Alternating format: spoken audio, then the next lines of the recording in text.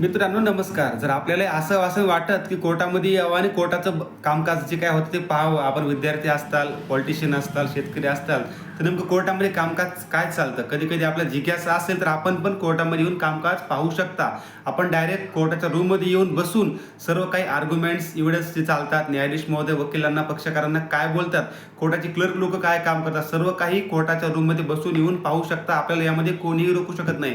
कारण की 2018चा एक निकाल आहे, स्वप्नील त्रिपाठी विरुद्ध भारत सरकार. या निकालामध्ये कोर्टाने स्पष्ट दिलं आहे की justice must not only be done but must also be seen to be done. म्हणजे न्याय केवळ केला जाऊ नये तर तो होताना पण दिसला पाहिजे. ही पारदर्शकता आहे. म्हणजे कोर्टामध्ये येऊन बसणं आणि सर्व काही कामकाज पाहणं हा लोकांच्या, जनतेच्या माहिती अधिकाराचा भाग आहे. त्यामुळे त्याला कोणीही रोखू शकत नाही.